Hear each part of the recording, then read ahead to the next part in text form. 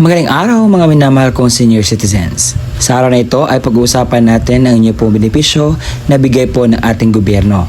Ito po ay lehitimo, hindi po ito gawa-gawa dahil ang pagkuhanan ko po ng base is yung naging batas na talaga na mga ayuda na batas na nabigay po sa ating gobyerno. Kasi marami po nagsabi na, Sir, bakit yung ginagawa mo fake news po yan? Hindi po ito fake news. May resibo po ito. Attention mga senior citizens, merong payout schedule sa June 12, 2026. Ito ay pension po para sa mga kwalipikadong senior citizens at may mahalagang mga anunsyo na dapat mong malaman. Ang makukuha ninyong mga balita sa araw na ito, una, ang mga lugar kung saan may magaganap na payout sa social pension for indigent senior citizens sa June 12, 2026. Pangalawa, ano ang oras ng payout? Pangatlo, saan po ba gaganapin ang payout? Pang-apat, mga kompleto requirements na dapat mong i-ready at pang-lima, mga dagdag kaalaman patungkol po dito. Kaya naman, inaanyayahan kita na tapusin mo ang video nito hanggang sa dulo nang sa gayon makuha mo ang punto ng video kong ito.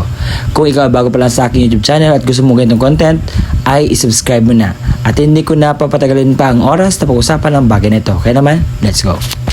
Una ay pupunta tayo sa MSWDO ng Limasawa dahil meron po magaganap na payout sa June 12, 2026. Sa June 12 po, alas 9 hanggang alas 10:30 ng umaga ang Barangay San Agustin at magaganap po ang inyong payout sa San Agustin Covered Court. Sa alas 10:30 hanggang alas 12 ng tanghali ang Barangay San Bernardo. Sa San Bernardo Covered Court po magaganap ang inyong payout. Sa Barangay Kabulihan, alauna hanggang alas 3 ng hapon sa Kabulihan Covered Court. Sa alas 3:15 hanggang 5 po ng hapon ang Barangay Triana sa Triana Covered Court. At sa Saturday, sa June 13, 2026, alas 8 hanggang 12 ng tanghali ang Magallanes sa National Shrine Grounds. At alauna hanggang 5 ng hapon naman ang Barangay Lugsungan sa Lugsungan Covered Court po magaganap ang inyo pong payout.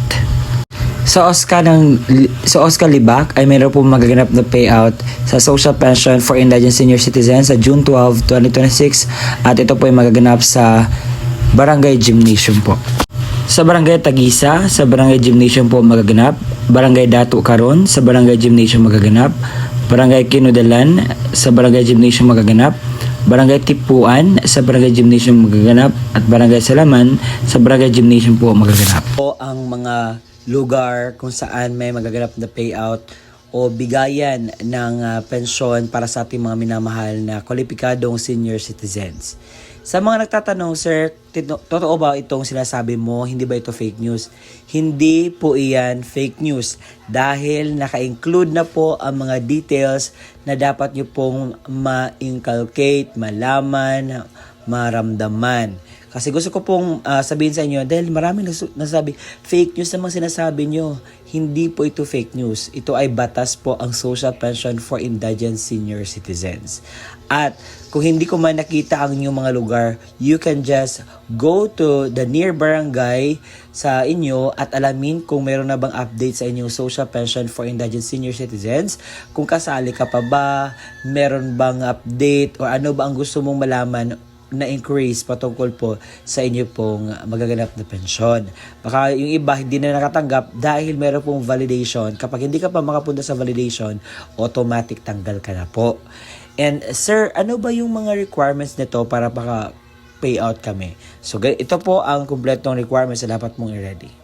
Social pension requirements. Kapag ang senior citizens mismo ang pupunta sa venue, ito po ang kanyang dalhin. Una, original OSCA ID at national ID. Pangalawa, photocopy ng senior citizens ID na may 3 lagda o thumb mark sa hindi na po makakapirma. Kung ang representative ng senior citizens naman ang kukuha, ito po ang dapat niyang dalhin. Una, original at photocopy ng ID ng senior citizens ID na may 3 lagda o thumb mark sa hindi na po makakapirma.